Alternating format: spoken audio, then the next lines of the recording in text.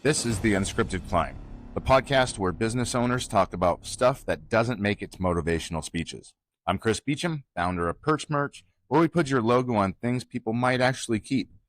I co-host this with Natalie Micale, founder of Oh Hello Agency. She makes brands look like they have their act together. If you want a free merch or brand audit, we do that too. No pressure. Just don't blame us if we're honest. Go to theunscriptedclimb.com. Let's get going. Hey everybody, welcome to the Unscripted Climb. So today we're going to go ahead and interview our very own Natalie Micale. Hello. So Natalie, you are the founder of Oh Hello. You've also started other businesses. Let's just go back to the beginning. Like, when did you decide to be an entrepreneur? Why? What was your motivation? Yeah, great question. Well, growing up, I was always the savvy girl that wanted to go to the garage sale and negotiate the book for 50 cents rather than $1. And so my mom took me garage sale hunting when I was, a kid. And from a very young age, I loved the thrill of the deal. I was like, ooh, I'm getting that for $3 when I saw it at Target for $8. That kind of stuff really excited me. And I share that because I think everybody has that little entrepreneurial spirit and bug in them when they're younger, whether it's the lemonade stand or the garage sailing or the thrifting. And my mom just always took me to things that kind of pushed me to understand money and pushed me to understand how to negotiate for myself. So fast forward, I was a theater kid and I went to Nebraska Wesleyan. I got a BFA musical theater, pretty much a full ride from musical theater to that program. I went to the High School of Performing and Visual Arts. That's the same high school as Beyonce. I like to say that, in Houston, Texas. And that high school didn't have rules or bells, and people didn't tell you what to do. You either flunked or you aced, and you re-auditioned every year to stay at that school. So a lot of autonomy, a lot of figuring yourself out in your craft, and then executing and being thrown in the water. And it was not the right place for people that didn't have self-discipline for their art. So I got recruited at that high school. I got a full ride from musical theater to this university in Lincoln, Nebraska. To be honest, I didn't want to go there. I didn't. Yeah. I just didn't. I had never heard of Lincoln, Nebraska. All of my friends were going to big cities. I got into Emerson's program. Emerson is in Boston. They take 8 girls and 8 boys every year for their conservatory-style dramatic arts program. I got in early acceptance, and I wanted to go to Emerson. I thought I wanted to be an actress. I also didn't know that $56,000 a year versus a full ride is probably a really serious financial decision. So my parents were like, you've gotten into Emerson, you've gotten into NWU, you're going to have no student loan debt versus student loan debt. Which do you want to do? Yeah. They made the call for me. It was a very tough conversation. I will never forget that. So I'd never been to Lincoln, Nebraska. I show up to this campus. And I mean, the first 2 years were definitely a struggle. I hated it here. I have to tell you, it was like I was such a fish out of water. I'd never seen snow. I mean, right? Yeah. I had never experienced having to buy a jacket. I didn't understand how to drive in the snow. I was depressed and lonely and starting to figure out that musical theater was amazing, but not the life calling that I wanted to pursue. And I just say this and I share this much background because I think a lot of younger kids think you got to have it all figured out by the time you hit college. You got to know what you want to do. You got to know your path. And I thought I did. I'd been doing musical theater since I was 8. You get me in an aggressive BFA program that requires everything you've got. You're doing 20 shows a year. It's your entire life. And you start. That does seem insane. It's insane, especially right? That was high school. Yeah. Yeah. And college was crazy. I mean, they show you, I'll never forget this, they show you a musical video about trying out for a Broadway show. It's like a documentary and about the people who don't make it and the people who've been in the industry for 10 to 15 years and what it's like. They show you this documentary your sophomore year, and I remember thinking, I hate auditioning. I get so anxious, and I wasn't comfortable with myself. I was like, the job is not being an actress in plays. The job is auditioning. The job is walking in and selling yourself every single day. And I was decent at it, but I didn't enjoy it. So ironically enough, fast forward, I'm a junior in college. I decided to do the Capitol Hill internship program. I had, figured out that I loved political science, that I loved the way government worked, that I understood journalism and was actually pretty good at writing for the campus newspaper. And I went and interned in Washington, D.C. And I'm sharing this much detail because people always ask, like, well, how did you get here, right? And how did you get to this path? Yeah, to being the founder of a marketing company. Yeah. I see exactly where we're going with this. I know you do because you know me too. So I went and interned in D.C. for C-SPAN with Brian Lamb. He was the founder of that organization. And then also WUSA 9, which is one of the top 10 local news station markets. Very intense. I mean, some of those TV anchors didn't even talk to each other because it was so cutthroat. You could cut the tension with a knife, right? I learned everything I could that year about how to write a hook, how to write a story, how to be a journalist, journalistic integrity. I interviewed people like Magic Johnson, Dr. Anthony Fauci. I was an intern who got the chance to like hold the mic and ask some questions and follow these TV news anchors and be involved in their day to day. So many amazing people there who mentored me. People I will never forget. Andrea McCarran, Anita Brickman, Thomas James, Aaron. I mean, it was a crazy experience, Manny.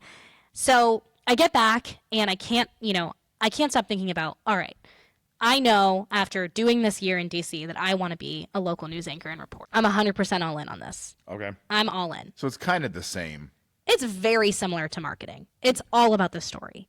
And I show up at a coffee shop, and the summer I get back and I'm sitting there with 3 or 4 of my friends. And in the coffee shop, I had called the local news station 1011 News maybe 16 times over a period of a week. I had sent my resume. I had sent emails. Nobody was getting back to me about a fall internship. So I'm sitting in the coffee shop and I see 3 people walk in with 1011 polos. And I go up to them and I say, listen, I applied to be your intern. No one is getting back to me. I just got back from DC. I'm a great writer. I'm a quick learner. I promise you I'm going to be the best intern you've ever had. And the next day I got a call from the news director who marched me in there and I got hired. And there was a stack of like resumes, probably this tall, in the room on the news director's desk. The digital director or the assistant news director hired me, and I remember her showing me, like pointing, like, that's the stack of resumes we never look at. Yeah. That's why you didn't get the call right away. They were never going to call any of us. Got it. A newsroom is a chaotic, intense place. Unless you know someone who can vouch that you're not going to be annoying, you're not getting into that space. Now, it has changed over the last decade because now they pay interns. I was an unpaid intern. I went in and worked my ass off there for, a year in that internship and then turned into a reporting job. I mean, Kevin Suits, God bless him, he's like, why don't we make the intern go chase down Bo Pelini after an audio leaked? And I'm standing outside in rain, soaked from head to toe outside of his office, like waiting to get a quote from him as he walks out the back of the stadium. It was a very intense job, but I did it. And I enjoyed it, and I found passion in it. And I rose up the ranks, and 4 years later, I had anchored every single show there. Phil and anchored every show. I was the weekend morning anchor. I was a live reporter. They took away photographers about 2.5 years into my business. They started cutting photographers because they felt like the business didn't need them. They could make journalists shoot their own content. I was the only journalist, probably one of the last of my generation, in that time to have a photographer because they knew I could do one thing, which was go live. I could go live in high stakes, high pressure situations, not fumble, storytell, and give people breaking news. And there was a lot of breaking news. One time we were chasing a guy who had been robbing like every gas station for weeks and months. Yeah. And he'd robbed like 9 gas stations and police hadn't caught him. And so every morning we'd be out and we'd get the police scanner and we'd go and I'd do this live story of like what happened. So fast forward again. And look, there were a lot of ups and downs there. And I have to share that because I almost got fired because I said the wrong name of a city after it got blown away by a tornado on air. And my news director was like, you can never do that again or you're gone. That city, you need to know the details and the facts. And she was 100% right. So it taught me to be really conscientious, high performing under pressure, deadlines, Bridget Farjan, Owen Wilson, Joshua Kellums, all of these people who mentored me, Haxby, Taryn Vanderford, John Vanderford, Lance Schwartz. These people taught me a lot about how to be not just a good journalist, but an excellent journalist. And they pushed me. And I got to the end of my tenure there, which I didn't know would be the end. I started to get a little bit of sickness because I was overnighting. So I was waking up at, 3 in the morning to go to work. And then I was getting into work and essentially being done by 1 o'clock. Not seeing friends, so very lonely. was not seeing my friends. I was anxious. I was also dating a guy who had 2 kids. And so I felt like our lives were really not anywhere in the middle because of my weekend experiences. And I was making not great money. I mean, that's the truth. At that time, local news was just starting to monetize digital journalism. And so I wasn't making the best salary. And that's not like a shame on local news. I just want to say local news in a lot of ways is like public service. It is not a job you get into because it's super lucrative. It's a job you get into because it is mission focused. And it is about serving the people in the community to the highest good, telling their stories in a way that will shape the way that the community grows and thrives. And I got that very quickly. And I tried to find those stories. So I get to the end of my tenure there, and I'm starting to notice, all right, I've got sleeping problems, I've got health problems, I'm not seeing the people I love, at the time my boyfriend, and I'm not financially stable, I'm not making a lot of money. And I loved all the people I worked with at this point. I was the senior journalist, I'd been there for a long time, I had respect in the newsroom, I'd messed up so much, but learned so much that people knew they could trust me to anchor any show. And the truth is I loved that job. But I knew there was something more, and so I started working for Andrew, who Tuzon, Yep. who came into town and was starting an agency called Evil Empire. I had a referral introduction to him, and he said, Natalie, this is the cusp of digital marketing. TV is old, digital is new. Come and work with me, and we'll build a digital marketing agency. You'll still get to tell stories. You'll still get to sell what we do as telling stories, but we're going to do it in a way that's online, one-to-one, and is scalable, right? Yeah, and because what year is this? This is 2018. So, yeah, okay. Yep. And by one-to-one, I just mean, like, local news is one-to-many, like, but you're always having a one-to-one experience on social media with your own feed and curating exactly what you want. And you don't see what everybody else sees. You see what you want to see, right? Mm-hmm. So this is 2018. I joined that team for 2 years. I met Davey Owens. He's an amazing human. He was brought in, followed Andrew, had been working at Amazon, left Amazon to start this firm in Lincoln, Nebraska. And the truth is we grew really fast. A lot of people might remember us because Andrew was flicking off the camera when we won the Lincoln Chamber of Commerce Best Small Business of the Year, because he was like just not your average status quo guy. Like, no. He was like, let's go. And at the time, that was like, I remember people reaching out to me like, I can't believe you're working for that company. Like, that's so disrespectful. But the truth is, what I loved about Evil is that it was different. That we thought differently, that we created differently. Yeah. And I loved that Andrew was the type of leader who would hear my ideas and truly let me go execute on them.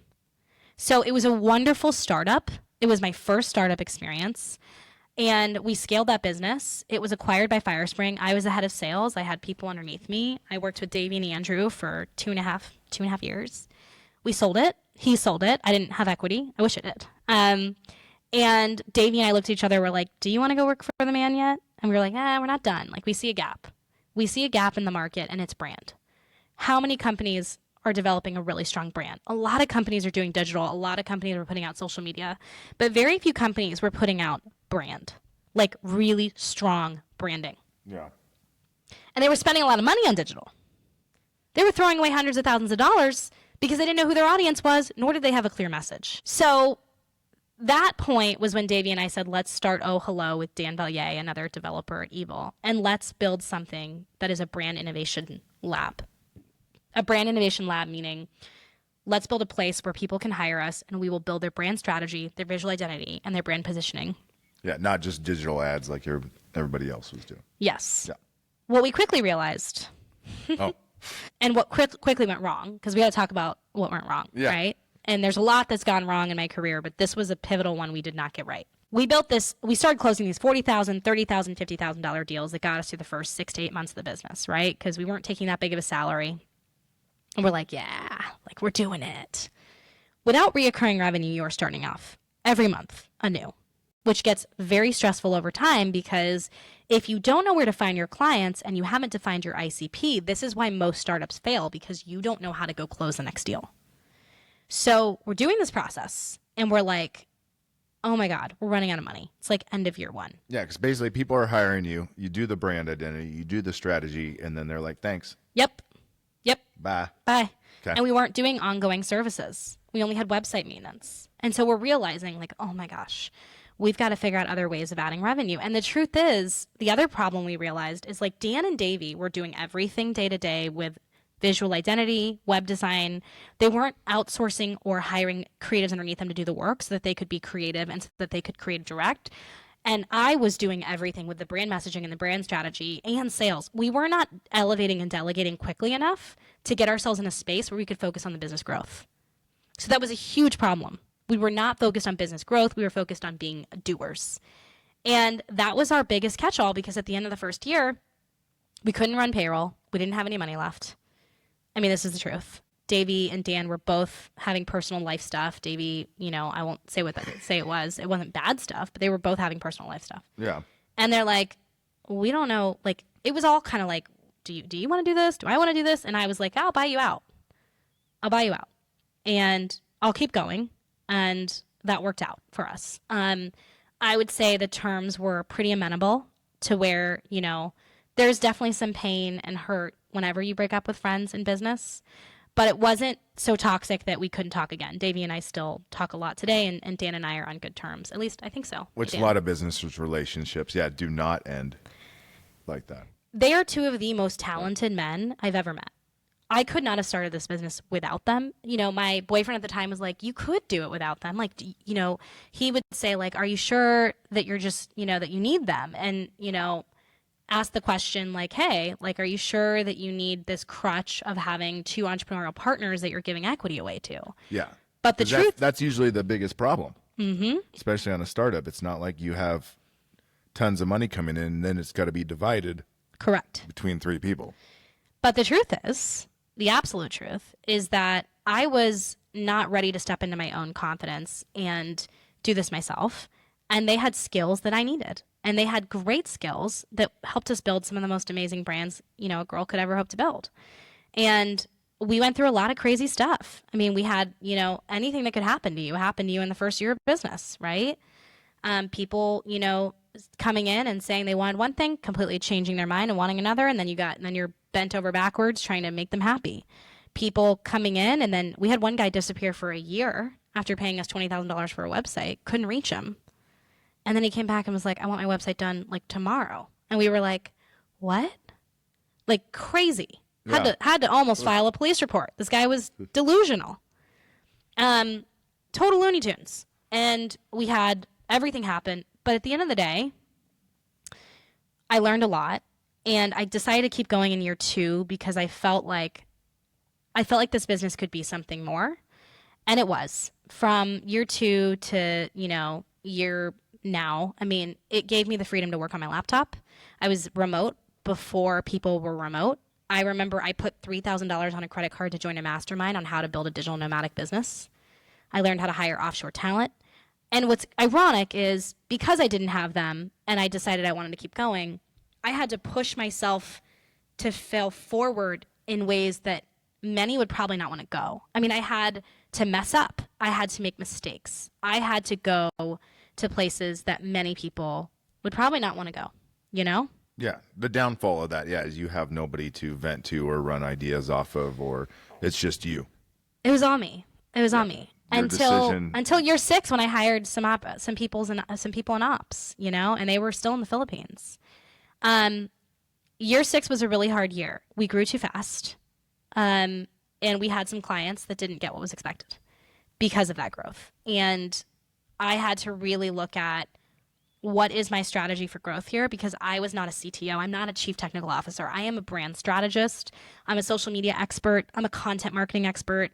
You tell me your story. I'll tell you how we can creatively spin that back to the world to grow your pockets, and I can close deals, right?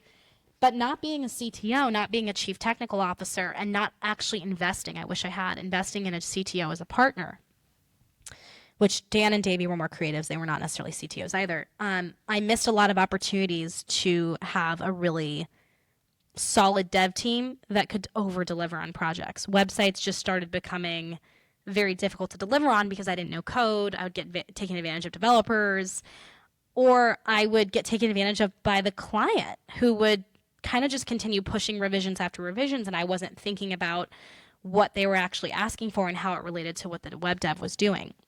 So, that's the truth, is like you've got to find a partner in business or find the right people who are going to have the strengths that carry to your weaknesses, because I think that I was missing that for a very long time. And it doesn't mean the business wasn't successful, because it had a lot of success. It still does. Today it's successful. But I could have had more success and probably more sustainable growth had I been willing to bring in the right person for that role, take a little bit less money out of my own paycheck, and reinvest it in the business. Yeah, I think I could say that about a lot of different things like that as well. But it's hard, especially when you think you can do it all yourself, or you want to. Correct. Because you want to keep that money, especially when you're the one who's working so hard. Yeah. I get it. Entrepreneurial poverty is a real thing. Yes. And there were many days in the early days where I barely made payroll and I didn't take pay for a month. Mm-hmm. And you know what? You got to be willing to go through that, and you got to be willing to endure a lot of pain to be a successful entrepreneur. That's the truth. It's the truth nobody wants to hear, but it's the truth. And if you're not willing to just get used to some pain and doing things that other people won't do, you won't scale your business. Hey listeners, quick break. Listen, we started this podcast because we actually like talking to other business owners. Whether you're crushing it or just Googled how to fire someone without crying, we've probably been there. If you ever want to connect for merch, branding help, or just swap war stories, check out perch-merch.com or ohhelloagency.com. No pressure. We'll even do a free brand or merch audit if that's your thing. All right, back to the episode. Yeah. I was terrified of cold calling until year 5, when I got involved in a second business with a company that I'm not going to name that was selling data through boxes that go up on buildings. They were like little nodes with cameras. The boxes would ping down a signal, grab the cell phone data of the cars passing by, personally unidentifiable data, so it was legal. Mm-hmm. Had a lawyer check that. And then they would sell that data to a major provider that we all know. So I got involved in that business in year 5, and I had to do a lot of cold calling. I thought it was really interesting. A friend of mine who I greatly trust and love brought me in. And he said, Natalie, this is a great opportunity because this is the future. The government just made this legal. Biden signed an executive order. And I met a person at a conference who was a real estate expert. Her name is Brett Clark. What's up, Brett? She's amazing. And we were like, let's do this. Let's get into this. Now, mistake number 1 that I will say is, like, I got so invested in this other business, I started to drop the ball on the business that needed my focus. So if I had to do it again, I mean, I've learned so much. I probably still would, but I would say if you're out here like thinking about 3 other businesses and you've got one that's churning and successful, you need to invest in making it even more successful, making it even more ironclad, making it even better for you. Not get distracted by what Alex Hormozy calls the woman in the red dress. Yep. The distraction will always be there. But I got distracted and I got excited. And so I had to cold call for that business major owners of large real estate where these boxes could go on their property and try to sell them on the idea that we would pay them $2,000 a month to put our device on their property.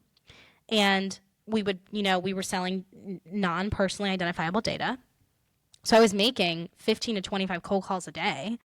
And it got me realizing how easy cold calling actually is if you are willing to just say these 3 words. No one died. No one died. The worst thing in life that can happen to you is dying. You are not going to die of embarrassment or humiliation by picking up the phone and asking for what you want. We signed 3 major leases with 3 major companies. We went through tons of rejection and tons of, it was so fun. Our devices went up and we killed it. Brett and I killed it. Brett would do the finding the right partner. Brett would do the insights and the analytics on the location. She'd give me what the geographics are, what the market data was. She'd arm me with everything about this person. He's got a daughter in 6th grade. He's, she would, he's, and then you would just call him. And then I would call him and be his best friend, and not just to get something out of him. I would genuinely know this person. I would have looked at their, portfolio. I would have looked at who they were, and I would just say to them, hey, this is what I'm trying to do. And I would be shameless, and it worked. And I've learned that if you don't have money, you have nothing to lose. Be freaking shameless. Yeah. A lot of us are sitting around waiting for somebody to come and fix it. You got to be shameless. And I struggle with that every day. I'm not saying every day I pick up the phone and make 50 cold calls like it's nothing, but I am able to get myself to do it. And I do have the self-discipline to be able to like listen to some Beyonce and be like, all right, here we go. Dial, dial, dial. Yeah, no, that's the toughest part. It's the toughest part. And some days I make 10, some days I make 30, but I always strive to just do something out of my comfort zone one day because all it takes is one yes.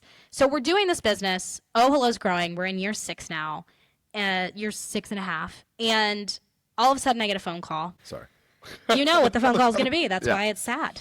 And my good friend who brought me into this calls me and says, Natalie, I have some very bad news. You're going to want to sit down, basically. Okay, real quick though. Yeah. Because you have money you're not just, Yes. this is, Yes. you are an investor in this company. I've put in about $50,000, which I got, a loan from, but still my money. I'm not going to say from who. We'd also raised friends and family around. So we had a lot of friends and family that had given us their money and 2 investors in Washington. So it's not like you're just selling for them. Nope. You are, yes. We had created an investment product. We knew what the market return was going to be. We had based it all on the company that produced the boxes and paid us for the data. Ironically, they were selling us the boxes and also paying us on the data. We'll never work with an omni-channel partner like that again. It's dangerous because if you're producing the product and then also telling me what it's going to make me, it's basically a Ponzi scheme because you're just making up numbers to sell your product, right? That's what happens. So we had numbers, we had revenue projections. We had spent 6 to 8 months fundraising. We'd gotten around 475 grand. We were feeling really good. And a week before we're supposed to get our first check, which was going to be about 6 grand, we get a call from our friends who brought us into this, my friend who brought me into this, and he says, Natalie, it still gets me emotional because it's actually the most traumatic thing that's probably happened to me in business. The CEO of the company who manufactures this boxes and is supposed to write you your first check likely committed suicide. He is missing in Hawaii. He took off 3 days ago, and we are finding out he is gone. His boat was found. He was not. And on top of that, we're finding out that he likely, keyword likely, embezzled a crap ton of money because the contracts that they said were going to pay us on the data are proving to be potentially fraudulent. And by the way, I'm owed personally as a reseller, because he was a reseller of this device to us, a ton of money, and I have no idea what's going to happen right now. And I sat with that for about 10 minutes and was just like, oh my gosh. Sadly, though, I saw it coming because I asked 2 people what they thought of this business model, and they said it sounded like a Ponzi scheme. And I didn't listen to them. 2 people I respect. They said, you can't track the money, Natalie. If you can't track the money, don't do this. But I was so caught up in this idea that we were going to be millionaires and we were going to make all this money. And oh, hello can be so boring sometimes. I got to, sell the client, manage the client, right? And even though I loved what I was doing at Oh, hello, there was a lot of service, right? A lot of one-to-one personal relationships, and that can be draining. So I'm like, all right, what do you think is going to happen? He's like, Natalie, honestly, I don't know that you'll ever see that money again. And it was a very sobering moment for Brett and I. We spent 3 months in shock, in despair. Mm-hmm. I went back to really scaling and building Oh, hello. We spent time asking each other, how do we get here? Self-reflective. We got angry. We went through all the stages of grief. 6 months after this happens, we're on the team, the company, which I'm not going to say the name of the company, but if you Google this scenario, it's all over Reddit, and the FBI is involved. So it will be a Netflix documentary. It will be a Netflix documentary. Yes, it will be a Netflix documentary. There were 1,000 of us, or probably about 450 people with thousands of boxes, maybe a little over 2,000. I don't know the exact number, so don't quote me on that. But there were tons of people who were doing the same thing as me and Brett. Identified the opportunity, found that distributor, saw the data contracts, which they showed proof of, which were fraudulent, that's coming out. We're still figuring that out. And we're banking on this opportunity working. I had never put my mortgage or my house I hadn't put anything in danger that I could lose. I mean, I was, I was late 20s. So I had not put anything in danger to the point where I was going to lose my house. But there were a lot of people who had recapitalized, refinanced their home. There were people that lost everything. Yeah. Everything. And I considered myself very lucky to only lose $50,000. Do you know what I'm saying? Yes. Duh. In the $50,000 mistake, overall terrible. Yeah. But in the overall perspective, I didn't lose my home. I didn't have to move in with my parents. I know people who did. I mean, it was serious. So 6 months go by, we joined the committees. We joined these committees to help the rebuild process. They said the data is valuable. It's not that these boxes don't work. It's that some of these contracts were likely not, set up properly. We want to fix this. So we joined committees and we started to work with a team of people, a lot of different entrepreneurs who, by the way, are brilliant and smart, high-level tech entrepreneurs that I really got to know and respect. So it wasn't like it wasn't like this is, I don't know how else to say this, but these were sophisticated buyers. To get into this, you had to really start to understand how intellectualized data works, how enriched data works, how the data market works. Yeah. These were very smart people. There are people I've met in this who run, companies with $1 billion worth of assets, who were swindled just like me. So I just want to say that because it was really sobering to get on these committees and meet these people. Some of them have now become clients of mine at Oh Hello because the trust is high, because we've all been SOL'd. Yeah, you went through the ringer together. And they know that I would never not deliver something for them after what happened, right? And that's the truth. I would go above and beyond to make their project great.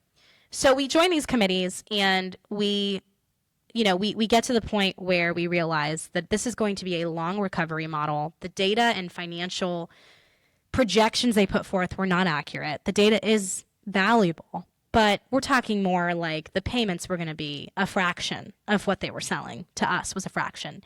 And they had this thing in what is now being deemed a Ponzi scheme where after you bought the device, it would be 90 days. So it would be 90 days of, hey, you can't essentially purchase this. You get paid in 90 days from when your device is installed, which as we all know, right? So all that to say, we joined the recovery effort and we worked and met with people who we believed in. We worked to recapitalize our devices and we're part of a recovery effort. I'm not doing anything day to day with it, like absolutely nothing. My focus is on Oh Hello, but we are part of a group that is now, we handed our devices over to a group who is working on the recovery effort and we hope to see money from it someday. But we have no idea what will happen. Well, yeah, but you didn't give up, I guess, is kind of you didn't have a choice, We didn't give up. We met some amazing people through it. And we also realized that if it sounds too good to be true, it's too good to be true.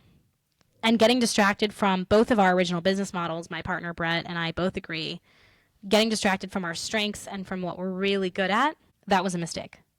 And you know what? You can go to MBA, you can go get your MBA, or you can go to the School of Hard Knocks. And I went to the School of Hard Knocks. And I know you understand that because you've been through it too. Mm-hmm. So I will never make that mistake again.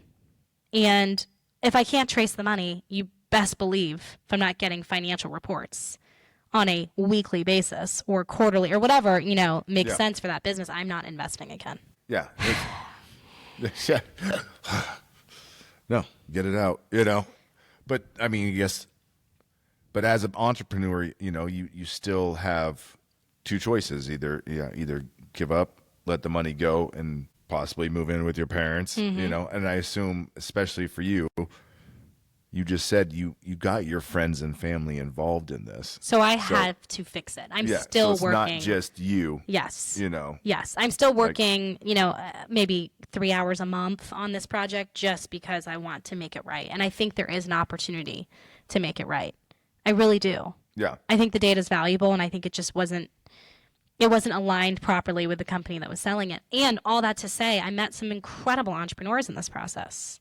Great people. Yeah, it ended up being a perfect networking opportunity if you look at it. Yeah, and I mean, there's a trauma bond there, so we have to talk about that. But all that to say, so this happens in like year 6, and in year 7 and year 8 of the business of Oh Hello, like I realized, like I can confidently say I just got a little too big for my britches and was like, I'm going to do this second business, and Oh Hello's running. And I took my hand off my foot off the gas.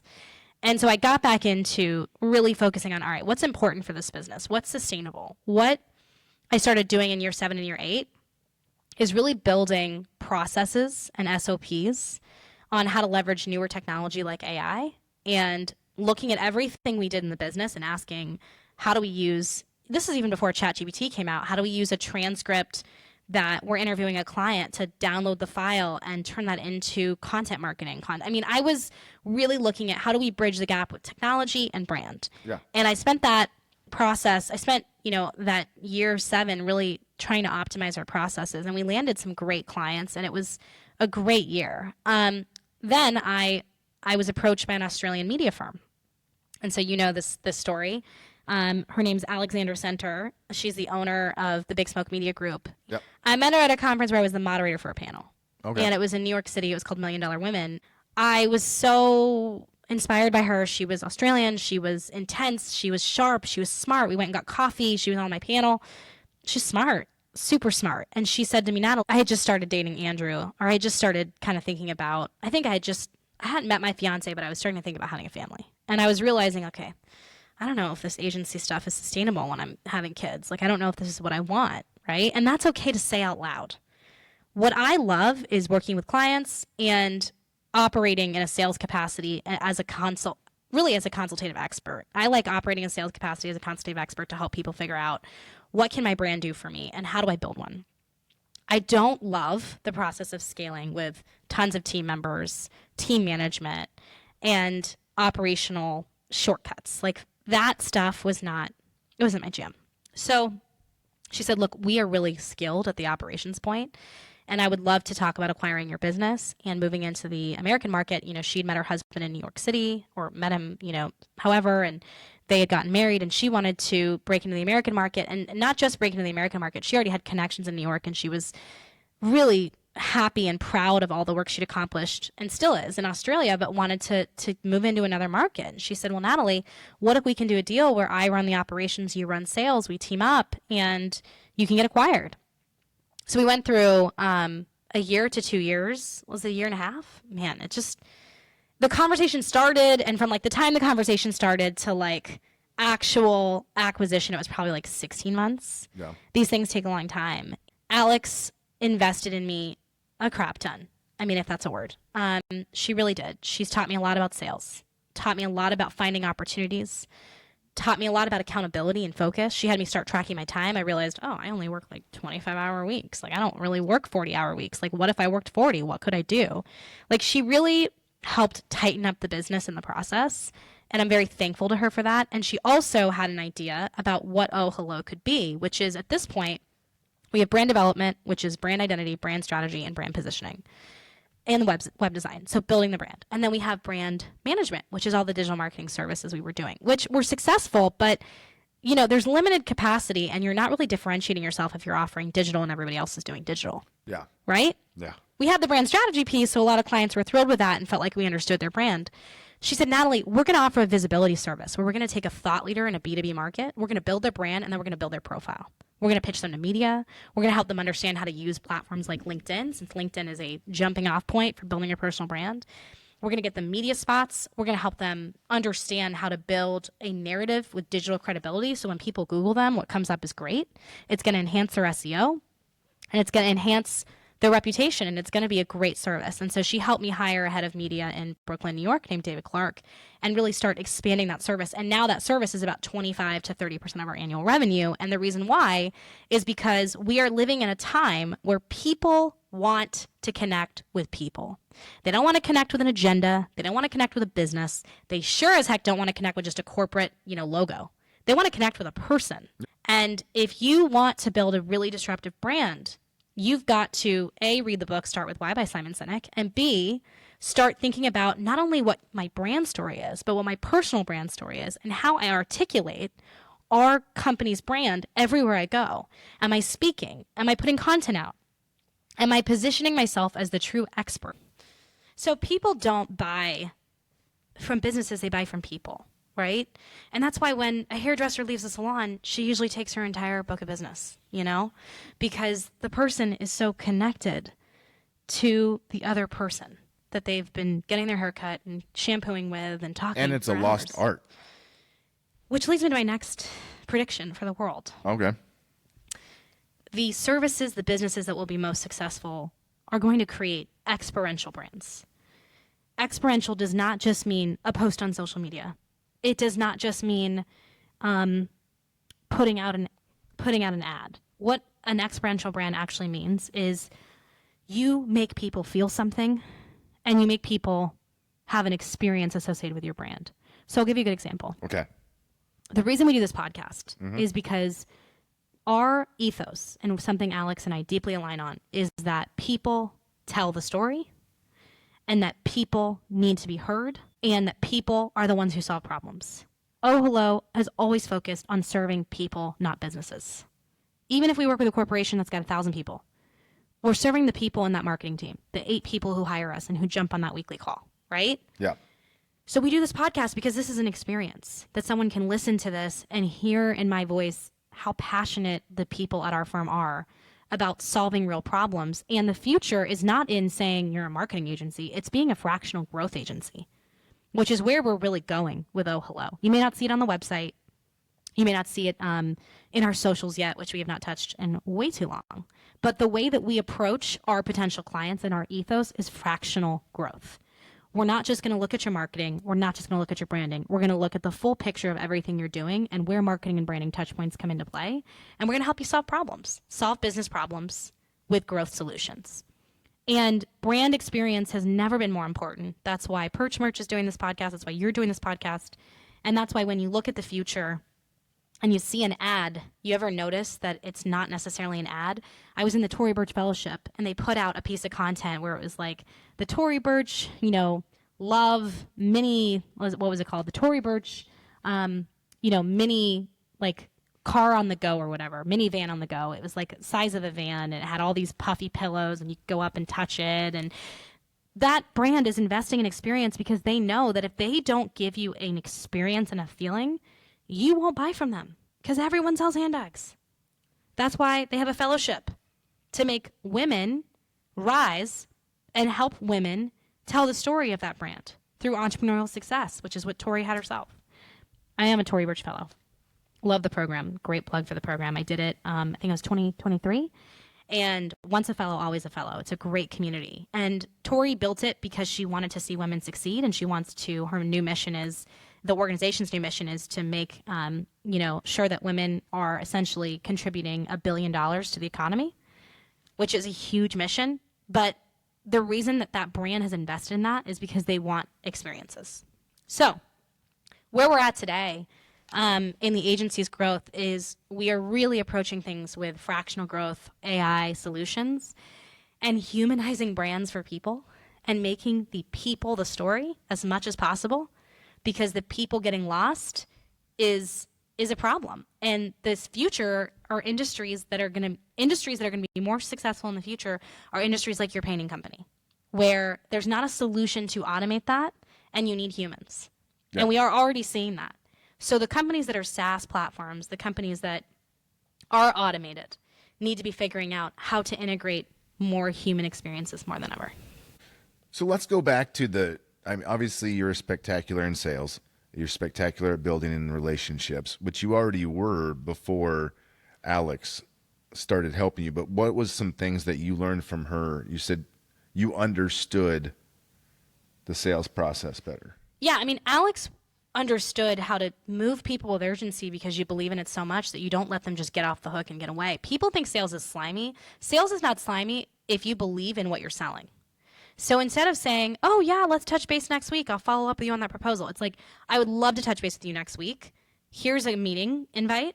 And by the way, before that conversation, I'm going to go ahead and look at what it is that we can do to best serve you and bring some other ideas from this conversation. And then you're following up in an email with more questions. You're sending them articles and showing you did your homework. You're presenting to them on that call an offer that is tailored to them. And you're listening to their problems. And Alex has really continued to drill that into all of us, that you're not just selling this product that you think you have to sell. You are listening to a client and understanding their full business model and ecosystem, and then giving them a solution to solve the biggest problem they have. Yeah, no, I like that a lot. Yep. It's probably something I need to work on better. Yeah, because you need to tailor everything to that specific person too. Yes. Not just have your sales pitch on rinse and repeat. No. When I do a proposal, it takes 25 minutes. But you know why? Because I build the Google slide deck. I really personalize it to them and what they said in the last meeting and how we're going to help solve them. Alex has also taught me that there's nothing wrong with pushing somebody into saying yes if you not only believe in what they're doing, but also think that they can be super successful. And sometimes you just have to say it like, hey, I will give you an extra XYZ if you move forward today, because you don't want to spend hours of chasing that person to be a client. You just want them to say yes, and you want to get them in on a small project, and you want to show them value. And that's something we do all the time in Oh Hello. We get people in on small projects, we show them value, we over-deliver, and then we ask them, hey, would you like to join on retainer? So don't, have your head in the sand. Think about how branding, marketing, all of us are being sold to constantly. You've got to build a relationship with someone and not be so transactional. You've got to show them real value. And then once they've seen some value, they're like, yep, I would love to sign a 12-month deal with you. Yeah. Got it. So going from your own boss to, you're still the founder of Oh Hello. Yeah. But which is probably perfect because it's like you said, you like the relationships, you like the selling, and now you have a team that does all the rest. A bigger team. We've got 55 people globally. So where I'm at today is transitioning into more of a founder spokesperson role, which doesn't mean I don't do sales calls, because you're going to hear from me. I'll cold call you in a second, okay? That's not what I mean. What I mean is my focus is on continuing to speak, consult, create content, and work with our potential new clients in a more consultative capacity, and not just. I'm not going to lie. That would be my dream. It is fun. And I'm still transitioning all I want to do. I it. don't want to do all the other business owner stuff. Yeah, it is fun. And for me, what means the most is, I had a coffee for an hour and a half with a client we just signed this morning or this afternoon before this podcast. And it's a smaller client. It's not a huge client. But the time I took to give her real expertise on her business meant the world to her. Yeah. I didn't just pull up a proposal. I showed her, this is what I found about you online. This is what I need to fix. This is what I'm seeing as gaps. This is how I think we grow. And she didn't sign on to spend her hard-earned money because, she just wants a social media strategy. She is signing on because she knows that I'm going to support her on the journey. And so that's what I strive to do. And that can, we still need, to have all the cold calling and cold pitches and email campaigns and marketing campaigns. And we still need somebody doing all that hard, cold lead gen stuff. And we have a team member who's doing that stuff for us. But for me, it's more about building long-term relationships, speaking, consulting, creating, and staying in that creative space. So speaking of that, and how you basically just did a brand audit for them. Yes. That is something that you do for free, and anybody listening can get a hold of you through our website, theunscriptedclimb.com. Did you have to remember what the domain was? Yeah. Yeah, I understand. Yeah. So theunscriptedclimb.com, Yep. and you can actually get a hold of Natalie, and she'll do the free brand audit, which is pretty amazing. And it's something there's no risk to this, but you can see what somebody else thinks or sees of you online. Yeah, and the whole point, guys, like maybe you're listening to this, you're like, I'm a mom of four with a business that makes, XYZ. I can't afford you. Well, mom of four, I'd love to help you. I'd love to sit down and give you an hour of my time, complimentary, no strings attached. You know why? Because I want you to see the opportunities. And I want you to understand what we do, because when you grow your business 5X, which you will, mama 4, or dad of 2, or, brother, son, whoever you are, I want you to come back to me. And I want to earn your business. Yeah, recurring revenue. Lifeblood of every business. Yep. That is 100%. Allow me to earn true. your business. Okay. Before we sign off, what is the biggest piece of advice you can give to a young entrepreneur? Stay focused. Don't let social media distract you. Social media is a distraction game. You need to think of it as business media. Don't let other people's opinions distract you. Don't let the naysayers distract you. Don't let another business that you haven't even started, but you have an idea of how it could work, distract you from your core business where you've already proven the model. Don't get distracted. Focus is the highest leverage and the highest commodity that you want to buy. Stay focused. Got it. Anything else? Thank you, guys. We love doing this podcast. We're super excited about it. And I hope if anyone can listen to this and learn about some of the mistakes I make, it can help you shape your agency, your career, your business. We all make mistakes, so we can talk about it. Reach out on Instagram, Natalie Micale, or LinkedIn. Thanks, guys. Thanks, everybody.